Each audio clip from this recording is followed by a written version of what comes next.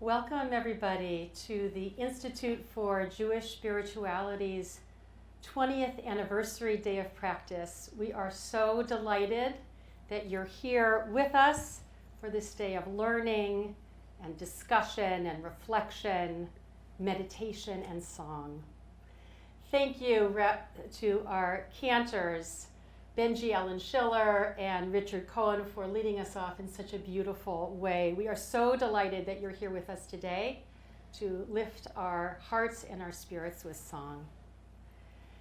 I'm Rabbi Nancy Flam, one of the co-founders and the first director of the Institute, and I'm here to lead us through this day together.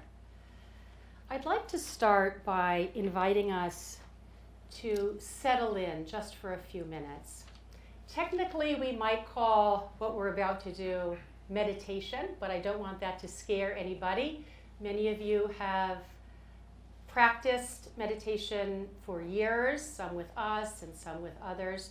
And for some of you, this will be the very first time that you're guided in a bit of meditation. It will just be a few minutes, and you can practice in a way that works for you. I'll guide us, and it's just an experiment that helps us to settle in. We want to come into presence. We want to help ourselves connect mind and body. we want to prepare ourselves for the holy activities of study and prayer together. So find a comfortable way to sit. With your back upright, kind of like Jacob's ladder that we read about last week in our Torah. Firmly fixed on the earth and yet rising to the heavens. And if you like, you can gently close your eyes or keep them open and unfocused 6 feet in front of you or so. And for this first moment, I'd like to invite you to direct your attention to the sensations of pressure meeting your thighs, your bottom, perhaps your back, your feet where they're resting, maybe your hands in your lap. Just invite your attention to notice, not think about, but just notice sensations of pressure.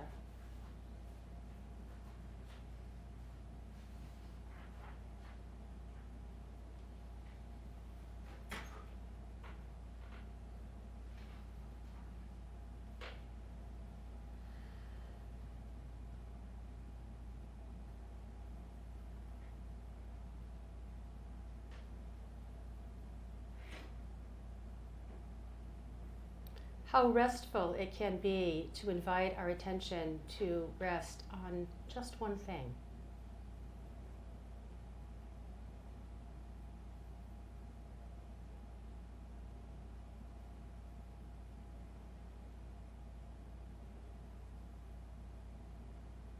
Allow your attention now to rest on sound coming to the ears. Thinking of our ears as big radio antenna. The sound comes to it. There's nothing to go out and get.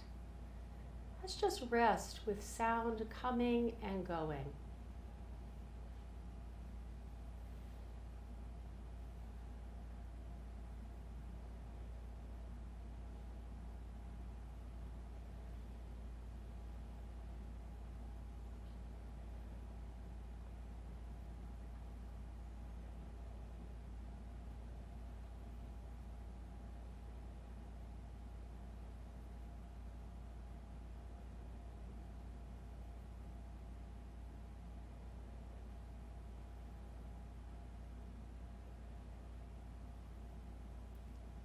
Finally, let's direct our attention to the sensations of the body breathing, the body being breathed, as it were.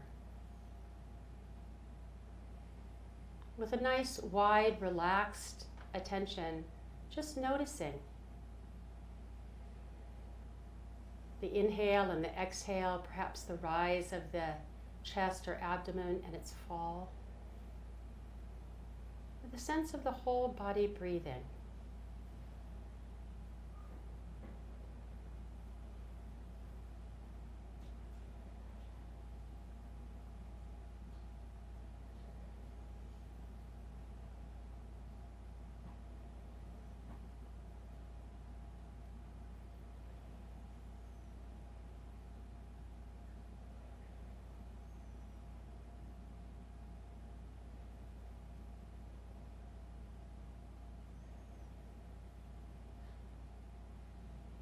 And so we come into greater presence, bring mind and body together as we begin our day.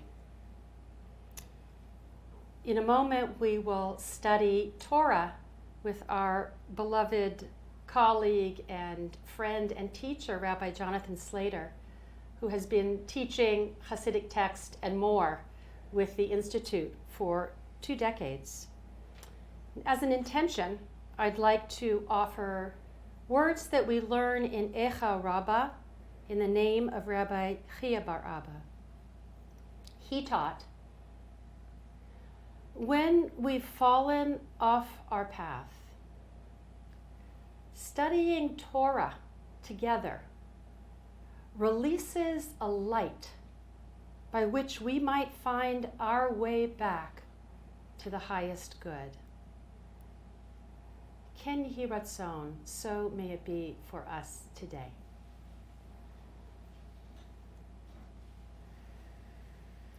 Thank you, Nancy. Happy to be here. Happy to be with all of you. I'd like to start as well with an intention, with a kavanah, in terms of a bracha. A bracha for beginning our Torah study today. Baruch atah Adonai Eloheinu melech haolam, asher kitshanu b'mitzvotav v'tzivanu la'asok b'divrei Torah. Praise to you, God, who has given us ways to connect to you through the study of Torah.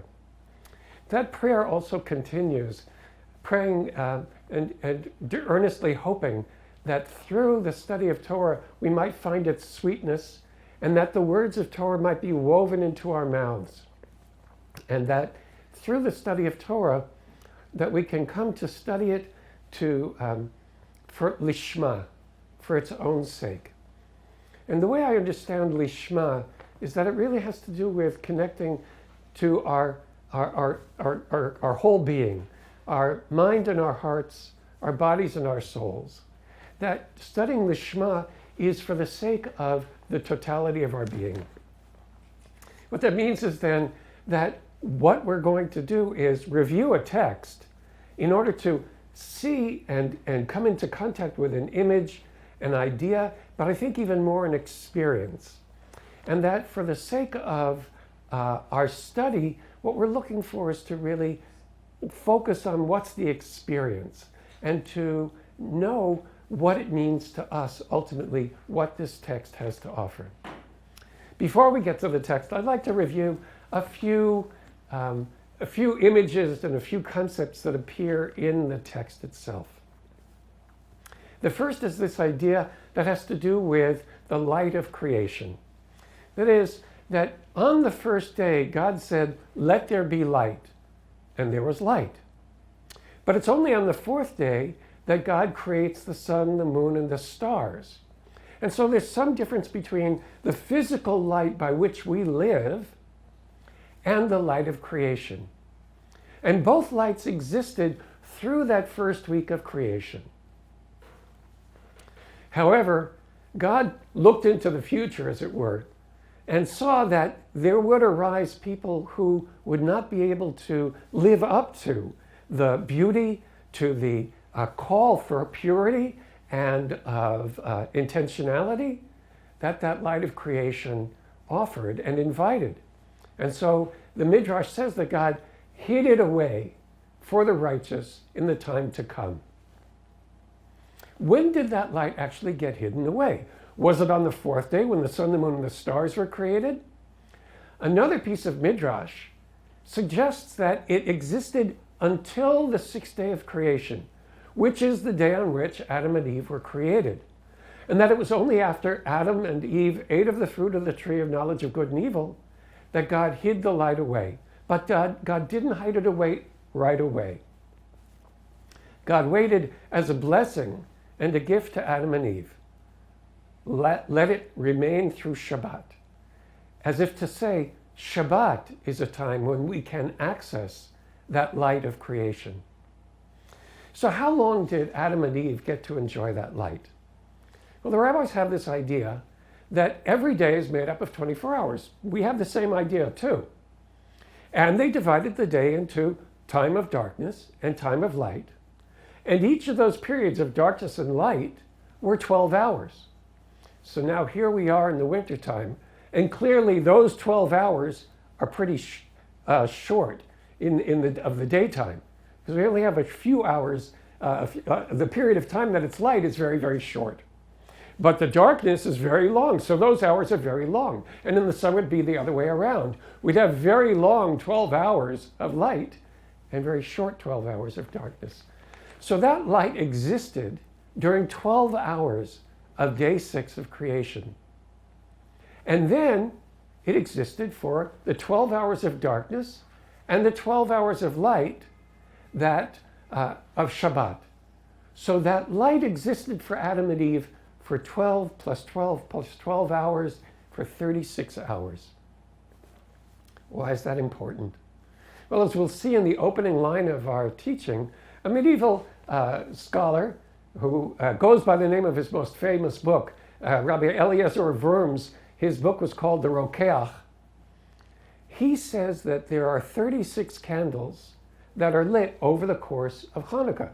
That is, one candle on the first night, two candles on the second, and so on to the seventh night. And if you add them all up together, it adds up to 36. Now, some of you may say, but wait a minute, when I buy a box of candles just before Hanukkah, it always has 44 candles in it. That's because we also have an additional candle that we call the shamash, that we use to light each of those candles. So that the candles of the Chanukiah, those 36 candles that we witness over the course of the week, we enjoy that light for itself. We don't even use it to light other candles. That's why we have the shamash. So we have this idea of 36 candles over the course of Hanukkah that now Eliezer of Worms has pointed us to say, those were the 36 hours that Adam and Eve enjoyed that primordial light, the light of creation, for themselves. And in our text, the Sfat Emet, this late 19th century teacher, says that nothing can stand before that light of creation. That even though it was hidden away, it still shined in all of those concealed places. But then he asks, right, what about this world? This world of materiality, of chairs, of ceilings, of cars, of trees, of all the things that we know that are disparate and that are also material, that are physical. They seem to stand in the way of our seeing that light. And he says, but nothing can stand before that light if we have the right intentionality. And that's part of what the Sfat Emet wants us to learn about Hanukkah. Now he's going to lead us to a couple of more thoughts. One is to deal with the Maccabees and with the Greeks. The Maccabees, we know, fought the Seleucid Greeks, or the Greeks who came from what we now call Syria. They were part of the kingdom that Alexander created that was divided up into three after his death. And they were the oppressors during the period of Hanukkah. In the first verses of the Torah, there are four terms having to describe this primordial soup out of which creation came. That there was tohu, vavohu, chaos, and nothingness. And then choshech al pnei tehom, and darkness over the face of the deep. And the rabbi said, oh, 4, that sounds like a good number I want to work with. They said, oh yeah, the Egyptian exile, that was the first exile, that was tohu. And then the Babylonian exile, oh yeah, that was vohu, right? That was the second chaos and void. And then choshech is darkness. Darkness must be that third period of exile under the Greeks, under the Seleucid Greeks. And that darkness was when they tried to darken the eyes of Israel. They tried to prevent us from studying Torah and maintaining our Jewish way of life. And so the text that we're going to read brings us to this period of darkness of the Seleucid Greeks, and even suggests that the darkness we live in now in our own exile. And sadly, we know it now in the United States in terms of the recrudescence of anti-Semitism and violence, that we see it against all other populations in this country, that we recognize that there is darkness even in our own time, even though we may not feel an exile ourselves. That even now, some of that darkness remains. But the invitation then is, if we can light our Hanukkah candles with the intentionality of connecting to that original light of creation, that we will have revealed to us that light, and it will be present to us in our lives. And if we notice it then at Hanukkah, when we light those candles, we might then also come to witness it in the rest of our lives, which is an invitation to practice. So, I've laid out these various themes of the text. And you can turn to the Sfat Emet text that you have in your packet, where he says that the 36 candles, the Rokeach teaches, the 36 candles relate to the 36 hours of that original light of creation, against which nothing can stand. That even though it was hidden away for the righteous in the world to come, that maybe we can actually taste the world to come right now. Because it is the world that is always coming. It is the world that we enter into in each moment when we're awake. But things get in the way. We have to go shopping. The kids are sick. Right? I'm getting old. So it's hard sometimes to remember that that light is there. And the world of the mundane gets in the way. But nothing can stand in the face of it if we actually turn our attention to it. And he quotes these beautiful verses that a light shines in the darkness for the righteous, for the upright. And the people who walk in darkness have great light. That even now, he's saying, that we who might be stumbling around in our own private darkness, whether it's emotional or the world that we're working in, that this light can become available to us. It's present right now.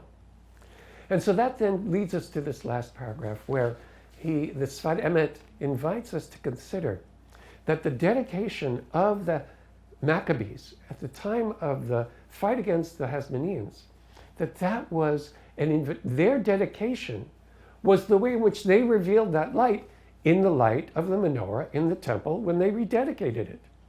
And that our efforts, just turning ourselves to the Chanukiah and dedicating that time to light the candles and see that brightness and let go of our daily affairs and be patient to allow it to fill us with light, that's how we too can enter into an experience of that light of creation, and that we can then know in other moments of darkness that we can then receive that light in our lives. So that's the text that we've reviewed. Those are the concepts, the images, the ideas that the Sfat Emet pulls together in this lovely text.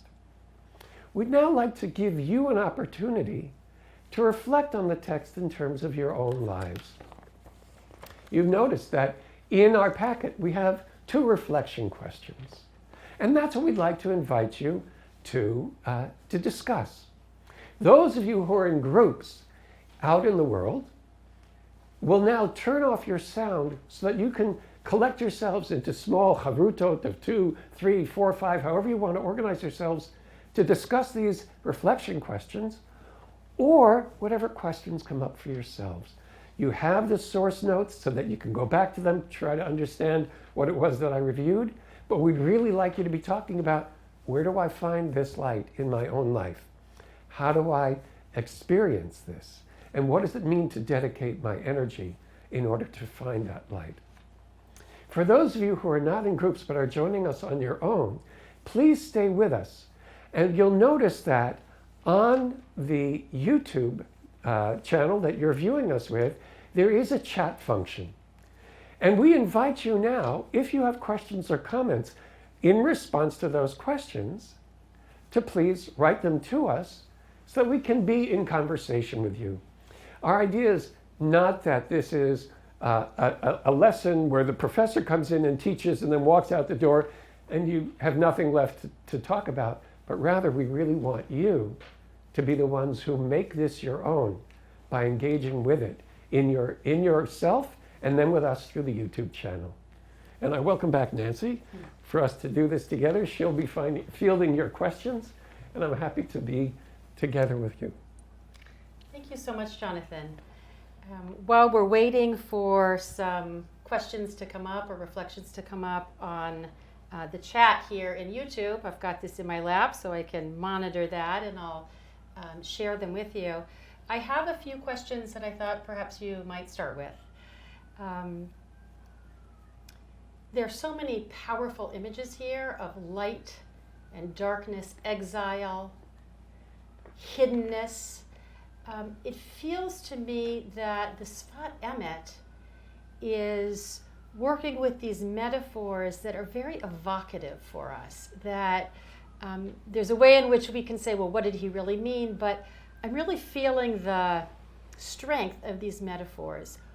Something I'd like to ask you about is we understand from the Midrash that God hid away that primordial light because of Adam's sin.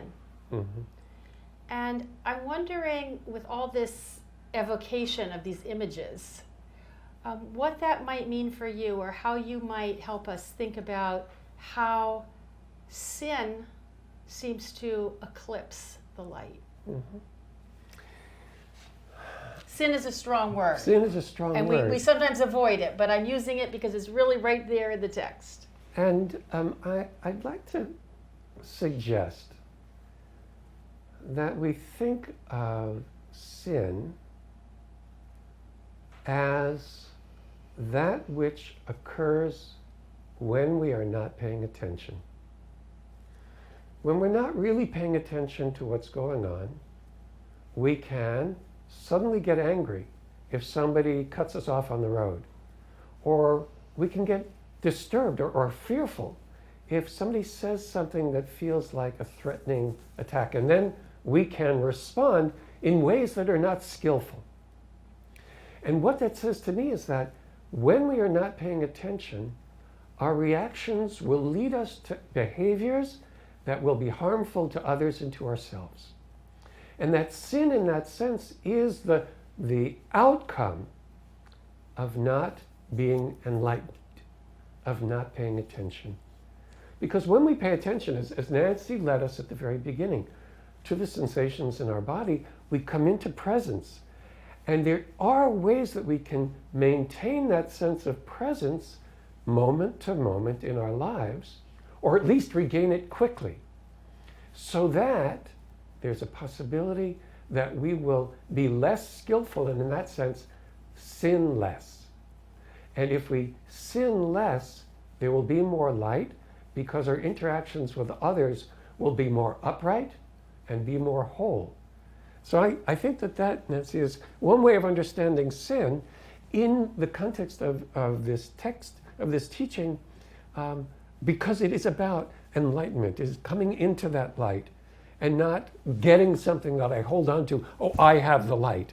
It rather is living in the light or through the light. That's beautiful. That's beautiful. Thank you so much. So I want to share a few things that have come on to the chat. Beautiful comment by Diana Lynn, who said, Torah lishma, study for its own sake. Could it be Torah lenishama, Torah for my own soul? It's very beautiful. Sweet. It's very sweet. So yes. A wonderful, listen, take it, use it. It's Diana Lynn's gift to everybody. Torah lishma is Torah lenishama, Torah for the soul. Wonderful. That's gorgeous. And Sharon Wechter wrote, I discovered the easiness of blaming myself over a dark behavior recently, and instead worked on letting go of that self-blame, and how instead I could let my own goodness pour out, not so judgy. Congratulations. May your heart stay open and light in that way. We all do that. We all make mistakes, and it feels bad. And in a way, Nancy, that's another way of understanding how does sin, which in this case was an unskillful act, it darkens the heart. It wears us down. It bears us down. And so we then go in a new circle of walking in darkness, walking under the burden of that unskillful behavior. And when we can stop and say, is that true? Am I so terrible? Does it have to be this way? Couldn't I sense it differently? That our own light can come through in order to rectify the situation. Not just, I'm not such a bad person and I can forget that. Although I can forget the weight of the guilt because now I'm free to rectify the situation, which I think is what the purpose of light is for us all to work, be more upright, to be able to walk with that light in every instance. Yeah, and it's so beautiful. It really works with the imagery of the Sfat Emet's teaching of the light being hidden in the darkness, Mm-hmm. like in our time of self-blame or messing up, we aren't so in touch with that light. It's hidden. Mm-hmm. But if we can remember there's possibility for tshuva, for turning around, for rectification, for my goodness to pour out, we're okay. We're okay. So that's really works with the imagery of the teaching. Elizabeth Bolton says, say more about linking the kavanah, or the intention, regarding one's personal darkness to the external communal search for light. Really important question for all of us.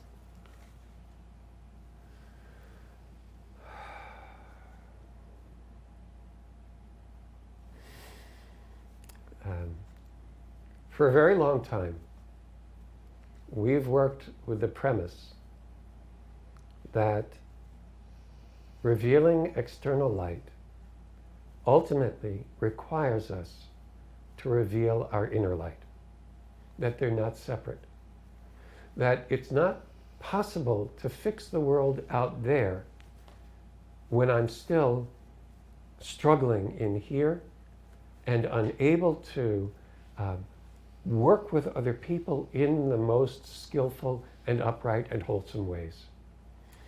That the kavanah, the intention to find that inner light, to reveal that inner light to others, to live by that inner light, is so that when I engage in activities out in the world to bring more light there, I'm not actually obscuring that light by my own darkness. Some people work from the outside in. Some people engage in the action outside and discover that they have to work on the inside. Some people work from the inside out. I work on myself and I discover the depth of my pain at the suffering in the world. But because I've addressed my own pain and I'm able to now bring compassion to my own heart, I'm free to then act in the world for the sake of the suffering of others. They're not separate. One has to do both, ultimately. And we see this as the drop of water into the pool that sends out ripples. That our individual acts ripple out to transform the world. Sometimes we have to engage on the big scale. We have to engage in actions. We have to go to demonstrations. We have to show up at City Hall. We have to join committees. But we have to do it with that inner integrity of our own desire to remain more in touch with the light rather than the darkness. Thank you. There's a related question. Lee Goldberg asks, how can we cultivate the compassion for ourselves that we try to cultivate for others? So, outside in, all connected. It is all connected. I'll just tell you my experience.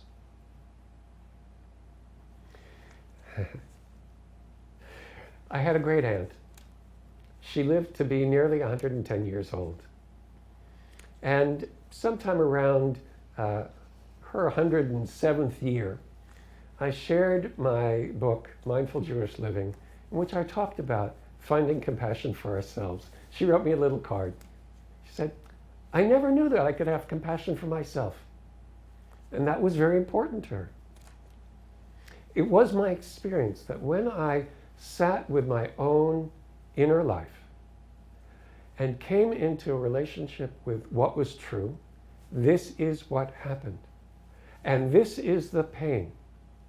That being able to acknowledge that and say that it's true and not run away, not make it less and not make it worse, that I could then bring compassion to be able to hold it and then move on to the next thing with a greater degree of wholeness.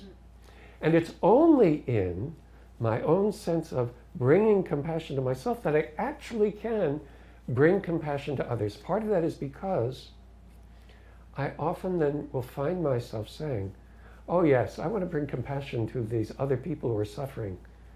And then I'll get to the point where I've been on my feet for 12 hours. I need to get to the toilet. Can't somebody else do this? Right? What about me? And if I'm not paying attention to me, the what about me will ultimately turn me against those I'm trying to help with my compassion. So I do need to find a way to bring compassion to myself for the sake of being able to live fully with compassion for others. And it is work. It is work. That's what the Sfat Emet is asking us to do, to bring intentionality and make the effort, Mesirut Nefesh, to really give of ourselves for the sake of bringing us back to a greater degree of wholeness. So I'm thinking on a micro level in terms of what you just shared, Jonathan. I'm thinking about the micro level in our lived life. We're in a moment of pain, of constriction. We might call darkness. We could do a whole analysis of darkness and light and the images and political ramifications, but I know we're not doing that, but I just wanted to say that. Mm-hmm. We're in a moment that is constricted, that is dark, that is painful. It feels to me like just remembering that the light of compassion, self-compassion, is hidden in that moment, that there is a possibility with some mindfulness to gain a margin of observation where we can, that little light shines and we realize we can bring compassion to this moment of constriction. So there's a way in which this teaching works, I think, on quite a granular micro mindfulness level, that the light in the darkness in any dark moment for us might be that we remember, oh, I can say as our teacher Sylvia Borstein says, sweetheart, you're in pain. You're in pain. It's okay. Yeah. This is what this feels like. Take a breath. Right. So, thank you. And I think that one of the pieces about that, Nancy, is the reminder that we know that when it is dark in our time zone, it's light 12 time zones away at the same time. Yeah. That in the midst of the darkness, light does exist. Not just because there are street lights, but because there is light in the world. Yeah. And that's true for us. In the middle of our darkness, in the middle of our impersonal darkness, we know that light is going to come if we can just be present to it. Say, no darkness lasts forever. Mm-hmm. Thank you. There's a comment by Amy, which actually I think the rest of our program is going to answer through a meditation that's coming up and some music that's coming up. So I'm going to just hold that one, but I see it's a great question, Amy, and I'm going to ask instead. Joseph Mesler says, I am disheartened, as many of us are, about my nation and believe, to use Buber's words, that there is an eclipse of God. The Greeks are dimming the light. I am having a really hard time finding the light. Mm.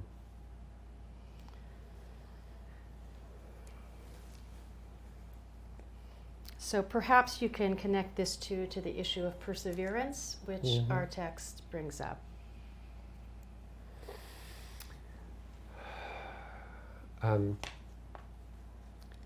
Buber and draws it from our tradition, talks of the eclipse of God. And God says that, theoretically, in Deuteronomy, that when things go wrong, aster et parnai mikem, I will hide my face from you. What the Sfat Emet assumes is the teaching of Baal Shem Tov, that God's face may be hidden, but if we know that it's hidden, then it's not fully hidden. And the greatest tragedy and the true exile is when we don't even know that God's face is hidden.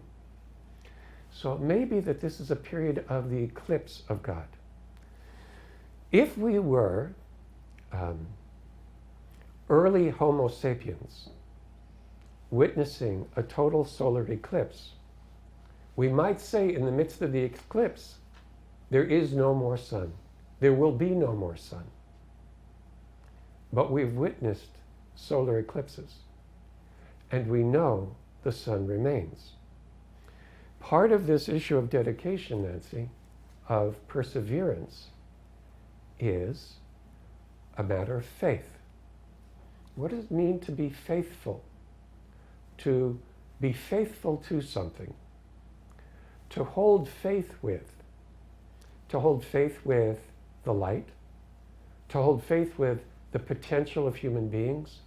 To hold faith with the principles of our country, the principles of our religion, the truths that we know when we touch our own hearts and souls, that light is present in the midst of darkness. And it may only be present to me in a moment, but if I can know it in that moment, then I can know it's still there. It may be that we have to turn to our own Aaron and Hur, who will stand next to us like Moses, who held up his hands during the battle against Amalek, V'idei Moshe emunah, right? That his hands were faithfulness. We may need people to buck us up. That's why we turn to each other. That's why we're doing this together. To be in community, to be faithful with and to each other, to hold fast to what we know is true when we can sit and touch the light which is present for us. And I pray, Joseph, that you can find those to sit with, those to work with, those in whom you see the light, to know that the light is still present and the eclipse will ultimately end.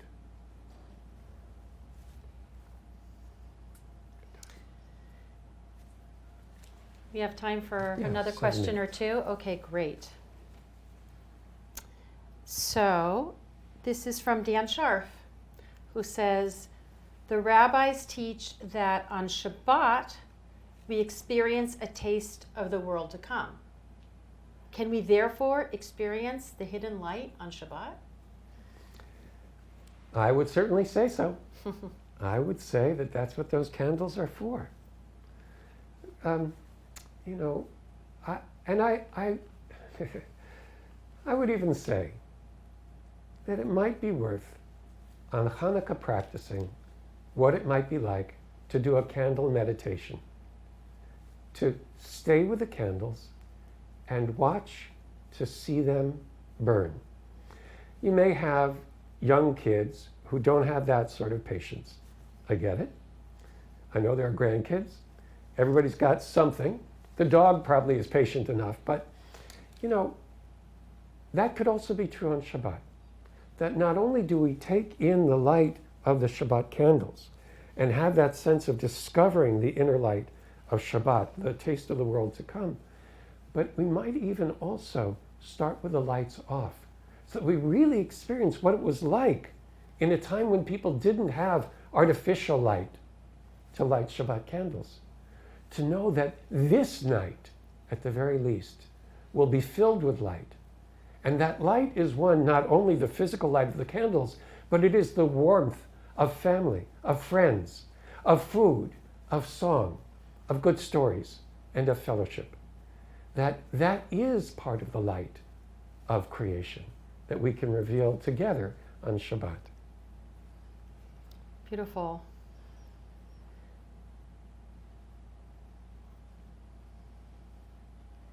I'm struck too how the very act of lighting the Hanukkah candles is a statement of faith in the dark. That is to say, the holiday comes at the darkest time of year and the darkest time of month, and what do? We light a candle. So there's something in that that embodies or manifests some piece of this teaching, is sort of like lamrot hakol, despite everything. I'm going to light this light. So sort of figuring out how we do that ourselves and with each other feels at the heart. Okay, another question. I'm interested in the use of the word avodah in the Sfat Emet text, which means worship or prayer, but I'm reading it right now as simply work, that to merit the light, it's going to take real work. I'm not sure. This is TBS Gimel, but I don't know who that is. That's so great. Yeah. Um, Maybe Gila? I'm not sure. That's so wonderful. Look, if this sense of no inside, no outside, right? So my avodah, which is the work of coming into a relationship with my own soul, of being present to what is, of cultivating compassion for myself and for others, that's my avodah. It is then inviting the light in, which is perhaps an experience of what it means to be in relationship with God. And finally then, there is the avodah, which is the work that we then do outside. And there is no separation. It is the inside work and the outside work. And it takes work. Anybody who's sat in meditation for long periods of time knows it's work. Anybody who's done work on their inside lives knows it's work. It takes a lot of effort. And that's also true of the work that we do in the world, right? Whether it's slinging a hammer or writing writs or demonstrating. That is the avodah that we have to do today. Thank you. I'd like to say something about the choice of this text and recognize that so much of our Hasidic heritage was obliterated with the Shoah, with the Holocaust, that something that we at the Institute are dedicated to is bringing out the light of our Hasidic texts and teaching them and investigating them and wresting meaning out of them for our generation, which also feels to me like holding a candle in the dark. I'm wondering if you can just say a word about your own experience choosing and teaching Hasidic texts as we have today for this celebration. It's something that you've been doing with the Institute for these 2 decades, and how that provides light for you.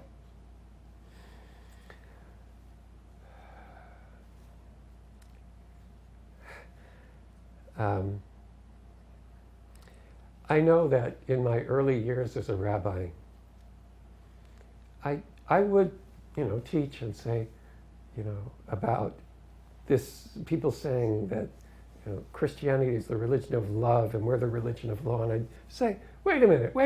We've got Ava Rabbah smack in the middle of our tefillah. We say, love, God loves us and we love God. And I'd say that. But it didn't really sink in for quite some time. And in my own life, it took my own inner work. It took my own connection to what was true. How did I sustain myself as a congregational rabbi, doing funerals over and over again, going to the hospital over and over again? I discovered that it was only possible because there was something that was not me sustaining me.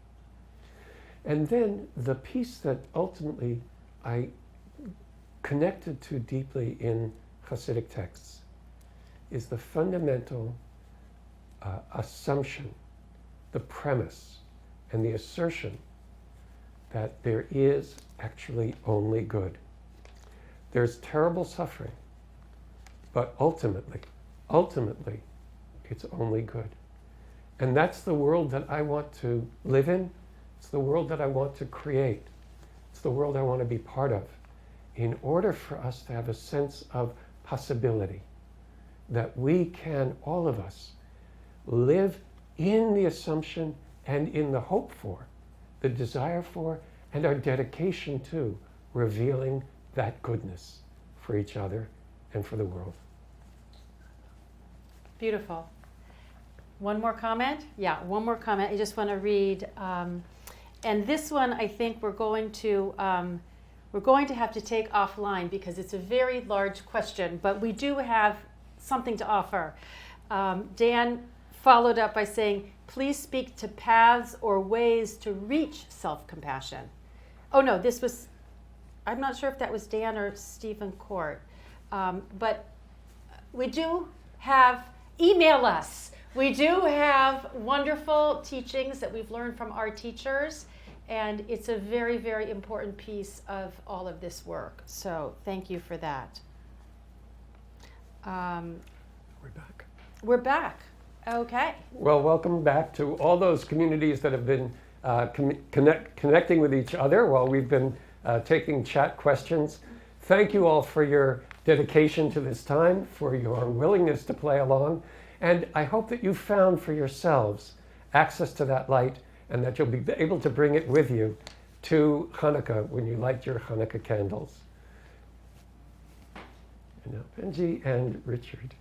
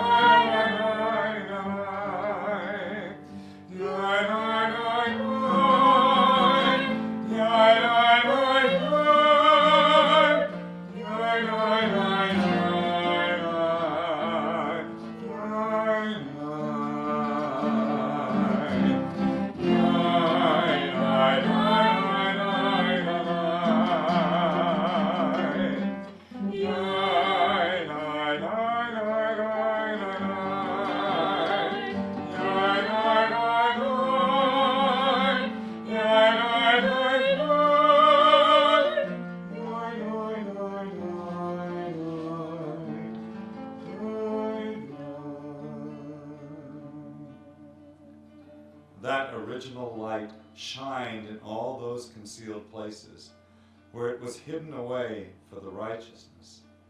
It is in this sense that we read, a light shines in the darkness for the upright. You'll see at the bottom of page 3 the words, Or zaru alat tzadik u'lisharei lev simcha.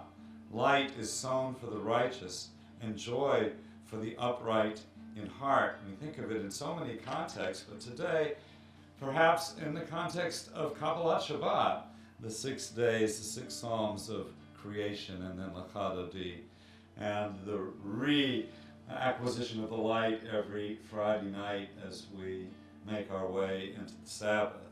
So this amazing melody by Benji, in which you can actually experience the ascendancy of the light. We're going to ask you to join us with those words. Or zaru alat tzadik u'lisharei lev simcha.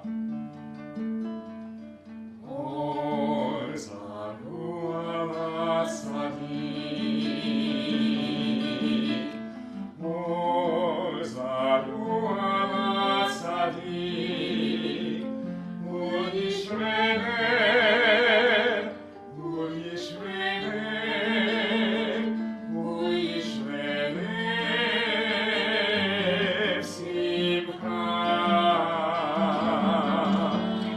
Or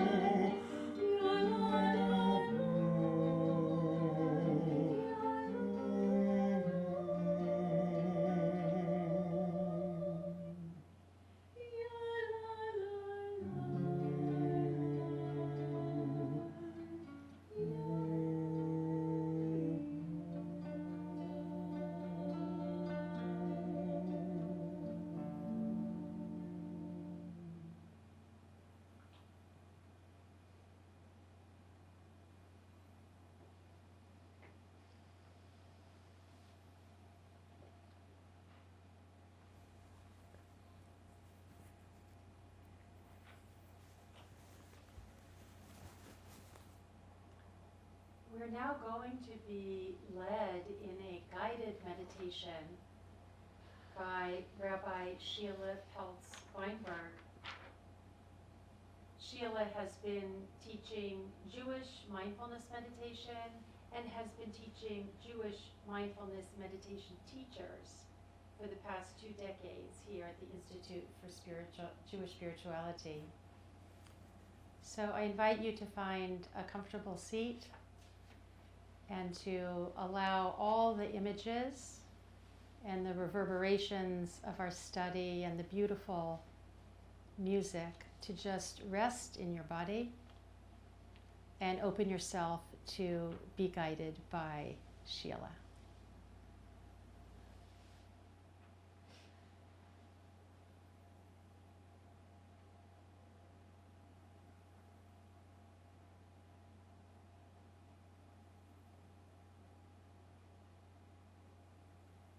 Hi, my name is Rabbi Sheila Weinberg.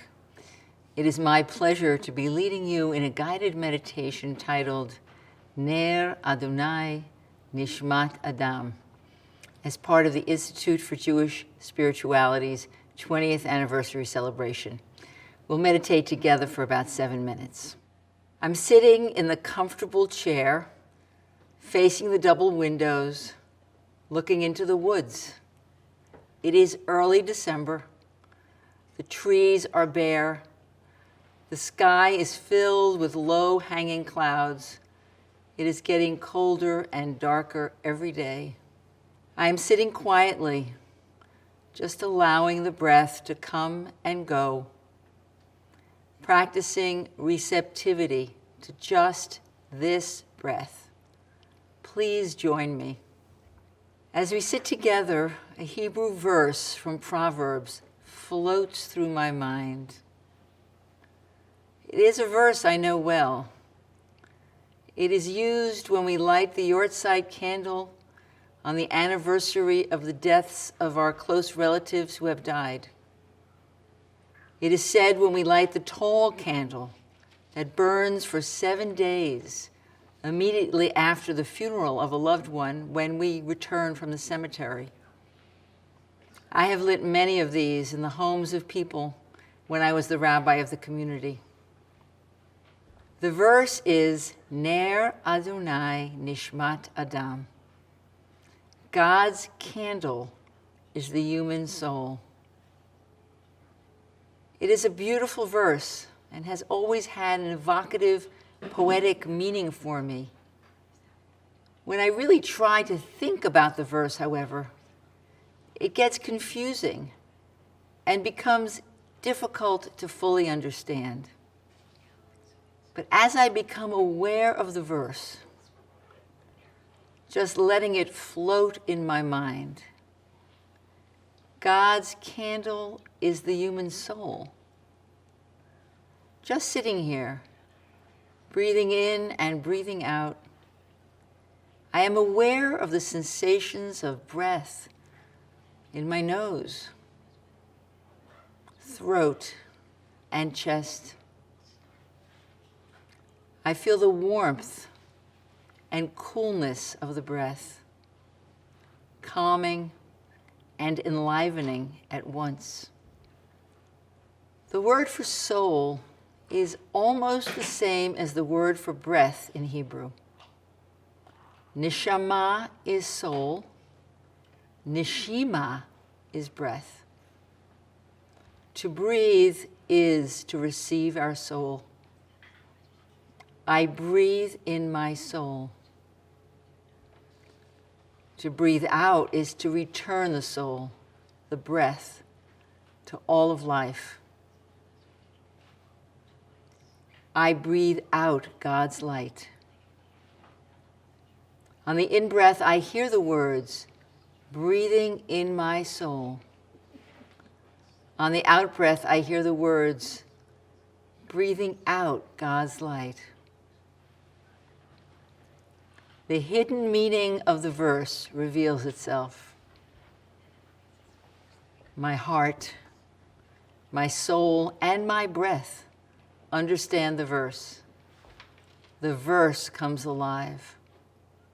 I know I am in the right place, and it is a miracle. Breathing in my soul, breathing out God's light. Let's take a little more time just to breathe together. Across the miles, the continents, the time zones, the various times of day, and the varied states of our minds, bodies, hearts, and souls. Feel free at this point to close or lower your eyes softly.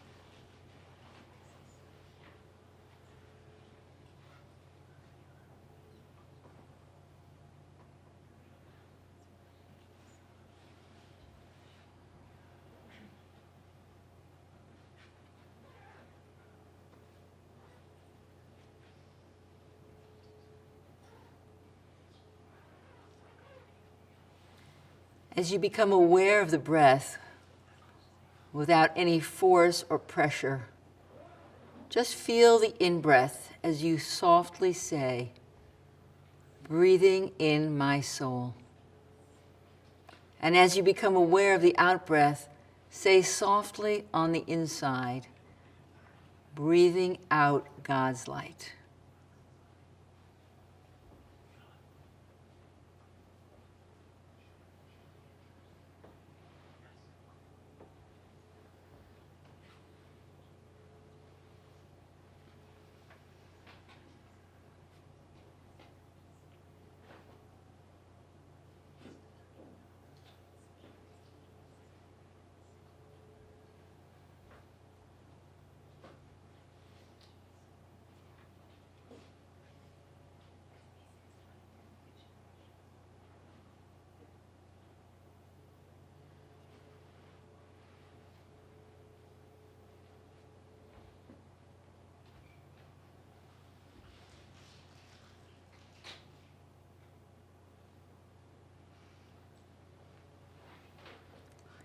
As we sit together, we become aware of the miracle of this one in-breath that arises in creation, that originates in love.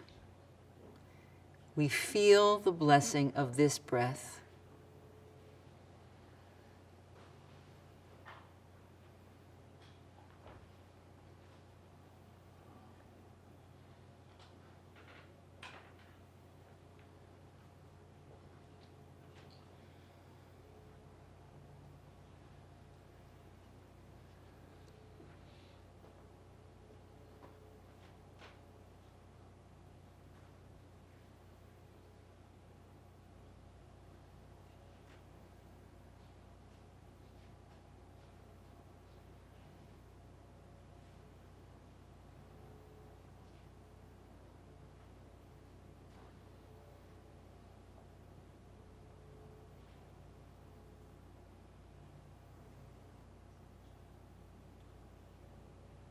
as we sit together, we become aware of the miracle of this out-breath that returns to the unity, the divinity of which we are all a part.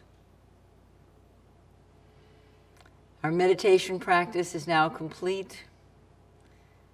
I invite you to gently open your eyes, return your awareness to the room. Thank you for joining this celebration of 20 years of IJS.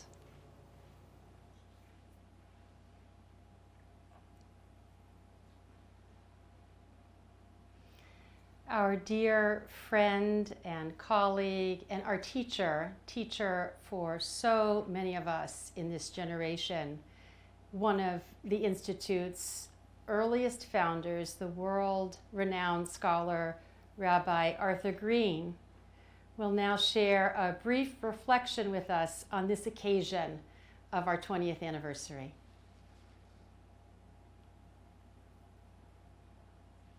Hello, my name is Art Greene. I'm Avram Yitzchak, if you read my books in Hebrew, and I have been a Jewish seeker and a Jewish teacher for a little more than half a century, and I was one of the founders of the Institute for Jewish Spirituality, which is what we're here to talk about today. Among my many sins over the course of these years, I think, is having some responsibility for introducing the word spirituality into respectable use in the Jewish community.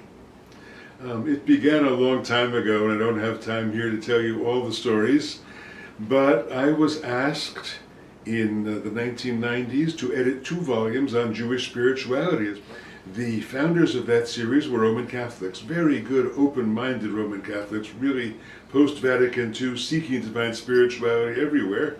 They asked me to edit the volumes on Jewish spirituality. And I got a wonderful group of scholars to contribute, but some scholars, including a couple of very prominent people, said to me, no, there is no such thing as Jewish spirituality. That's a Catholic word, not a Jewish word, because spirituality means matter is evil and spirit is great, and we separate the material from the spiritual, and that's not Judaism. And I insisted, no, there was such a thing as Jewish spirituality. In the introduction to that volume, I set out to define it. I was then asked to give a speech for the Council on Jewish Education. It's now called Restoring the Aleph. It was widely printed, and there I talked about what it meant to be a Jewish spiritual person and to have a Jewish spiritual life. I said, I remember there that the Chabadniks understood it. They had their language for it. They could talk about Ruchnius, and we modern Jews had not really recovered the Jewish spiritual language, which was set aside when the mystical tradition was buried altogether by Western and Westernizing Jews a couple of hundred years ago. Now we've seen over the course of these past 20, 30 years a tremendous effort in the Jewish community to recover that spiritual tradition, to recover the mystical tradition, the Hasidic and the Kabbalistic tradition. And I have been very humbled and proud at the same time to have some role in that process of recovery. I was early in that process, something of a pioneer in it, but now it's very widespread, and IJS played a very important role in it. So in about 1997, I believe it was, we got together, a group of several of us, Rachel Cowan and Nancy Flam and Jonathan Omerman and a few others, and we began talking about what we would do, how we would create a place to offer originally to rabbis that which they'd never gotten in rabbinical school. A chance, to read the Hasidic sources in the original. I like to say that when I was a student at JTS back in the 60s, in my jeans pockets, there were 2 books in my jeans pockets, a copy of Allen Ginsberg's Howl and a copy of Kedushat Levi, and both were equally unwelcome at JTS of those days. And because Hasidism was declared not mainstream Judaism. And of course all that has changed tremendously in all the institutions, including that one. But it's taken a long time. So we were trying to give rabbis the training they'd never gotten, both in learning the Hasidic sources, but even more important, in their own personal spiritual development. What does it mean to be a religious human being? Nobody taught them to ask that question. And how should a religious human being live in this world? And what does the Shulchan Aruch have to do with that? What does the code of Jewish practice have to do with that? But the question is deeper than just following the code. The deep question is, of course, opening the heart. And how do you use the tradition to help you open your heart? Nancy and some others in the group had been exposed to Vipassana meditation, were very interested in it. Sylvia Goldstein was a Vipassana teacher. I had been for years already then, and still now, distressed by the fact that many of the most important spiritual books written in the second half of the 20th century in America were written by Buddhist teachers with nice Buddhist names like Cornford and Salzburg and Goldstein. And that has hurt me. I do not blame those people in the slightest, please understand. I blame us, the Jewish educators and the rabbis, for not having created and offered a Judaism that people like that might have found welcoming and attractive. That's where the failure lies. It's our failure. And so I said, something has to be done about this. We have to create a Judaism, and I really mean the word create. We had to create a Judaism that would open doors for the many kinds of Jewish seekers to make them understand there was a reading of Judaism and a trend within Judaism that is about opening the heart and seeking and welcoming the quest. It's the tradition of Avraham Avinu, of Abraham our father, after all. He was the first Jewish seeker, and I think that's been around. It's been a while. He's been a major figure in Jewish life for a while, so I think we ought to follow him and respect him. And so we tried to create what I call a seeker-friendly Judaism. And that meant this combination of learning the Hasidic sources, and that meant helping people improve their skills in reading those sources, which was not an easy project, and opening people also through meditation to a kind of contemplation of the inner life. We did it for quite a few years. Working with Nancy Flam was particularly wonderful, and with Rachel Cowan and with Jonathan Slater, the people who did the hard work there. Sheila Weinberg. It was really very wonderful to work together. We were a beautiful team, I think, in those early years. At some point, I felt I had enough of that. I was busy leading and founding rabbinical schools, and Jonathan Slater took over the teaching of the text, and that too was a wonderful transition. He's done a terrific job since then. But this combination of exposure to the deeper sources of Judaism, meditation, and conversation about what it means to live a Jewish spiritual life has been what IJS has been all about since the beginning, and hopefully will continue to be for a long time to come. So congratulations on this wonderful anniversary.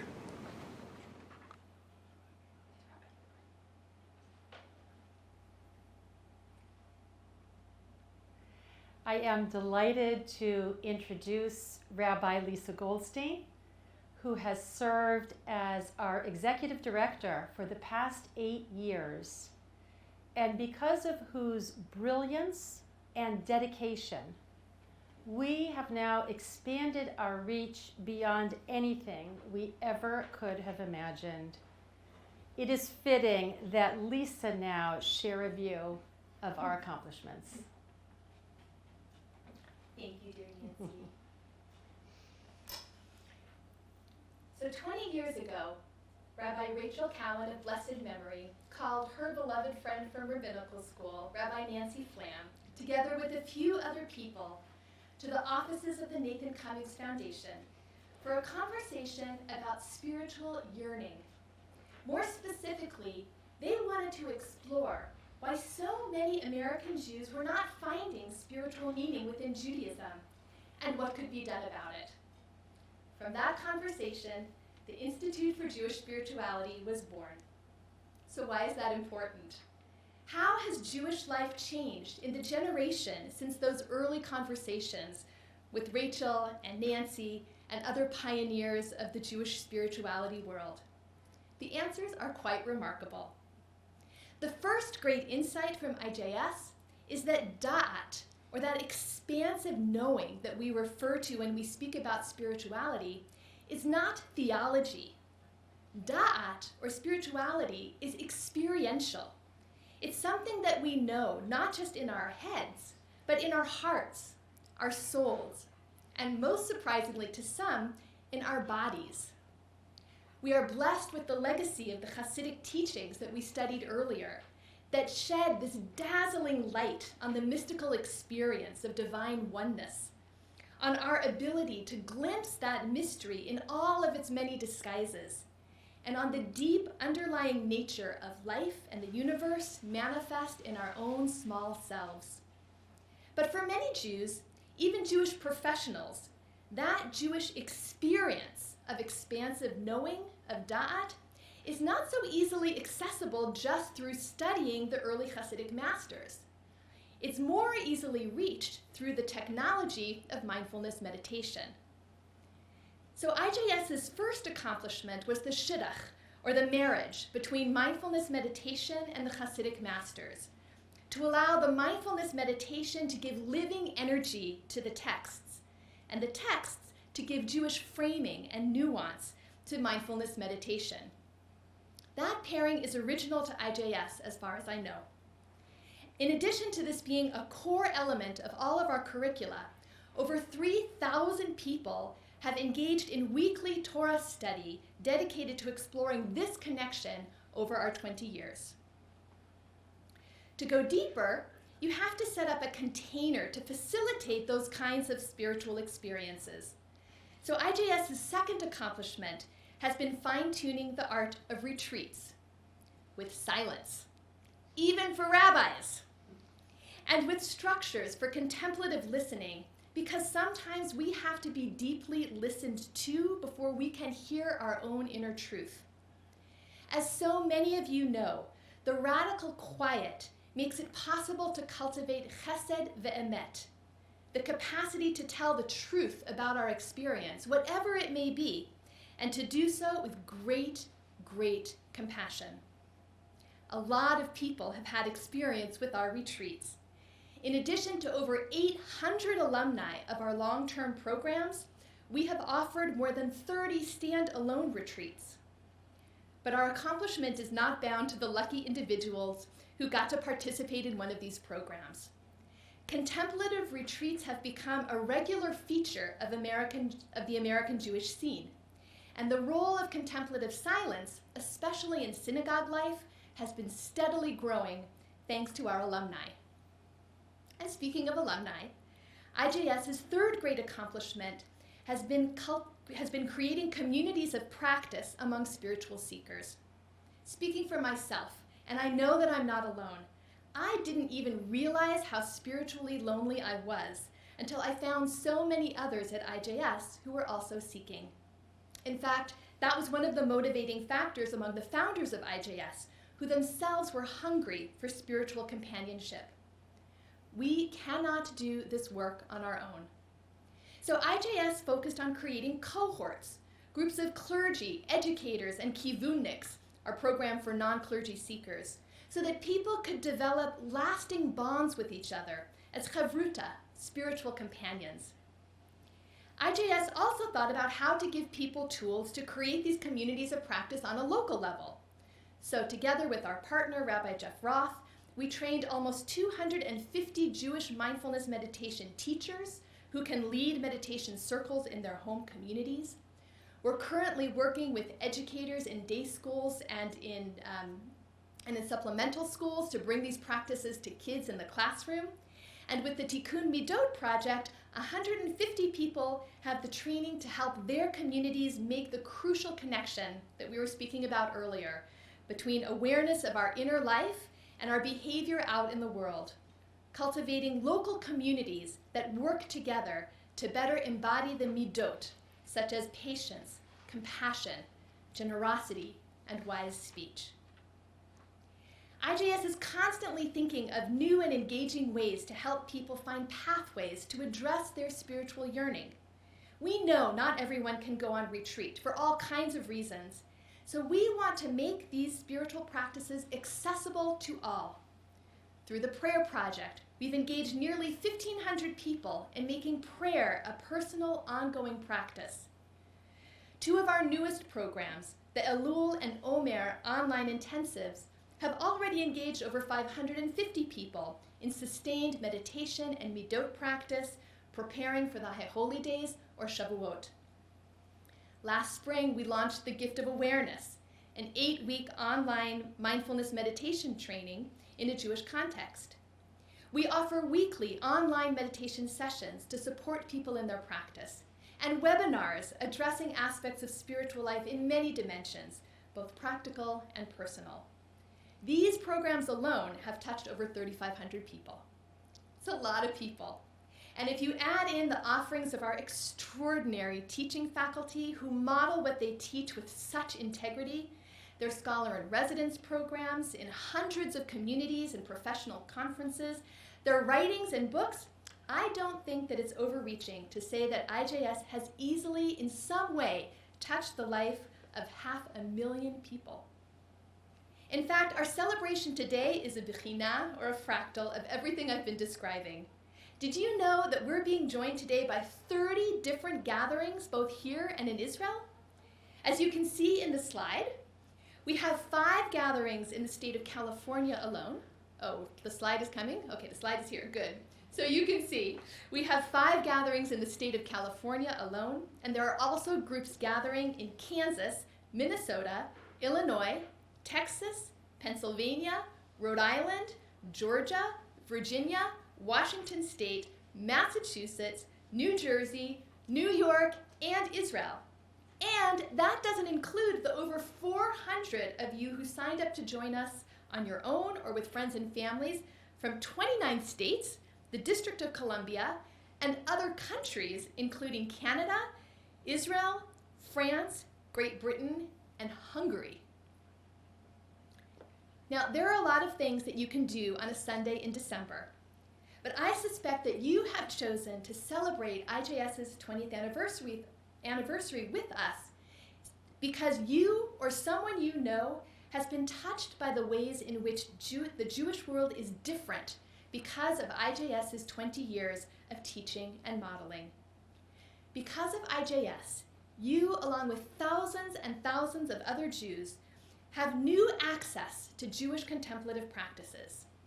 Because of IJS, mindfulness meditation brings alive the mystical experience of the Hasidic masters. Prayer becomes personal, urgent, and vivid.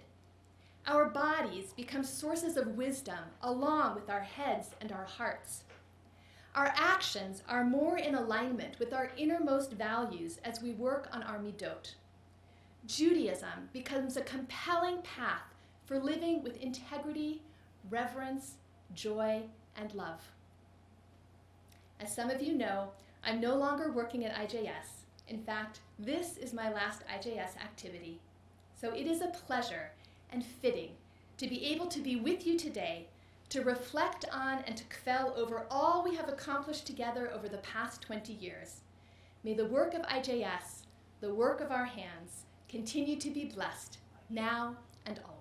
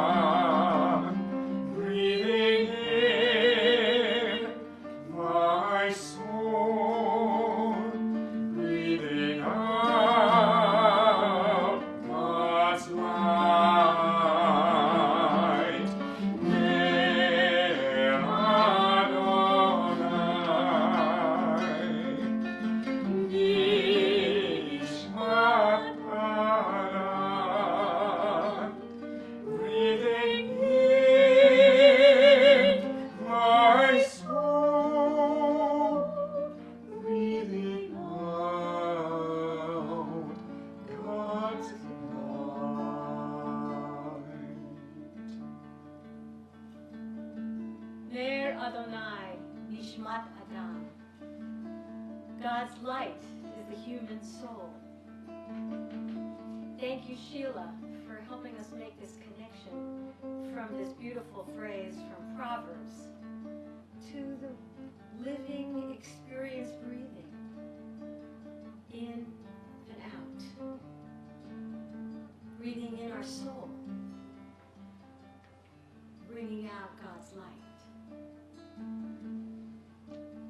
Together, as we move forward, for God willing, decades and decades to come of more study, more meditation, more learning, more breathing, all of us as a community and all of us individually.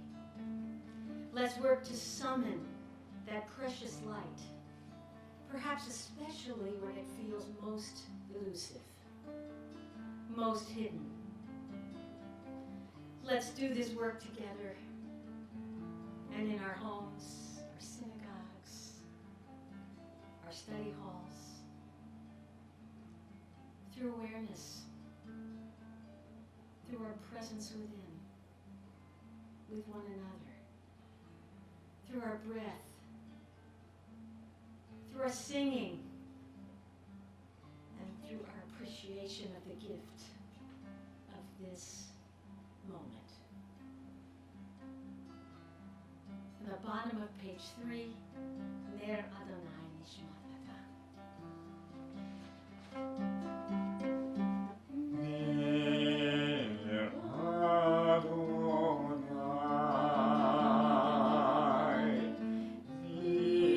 Nishmat Adam, breathing in my soul, breathing out God's light. Ner Adonai,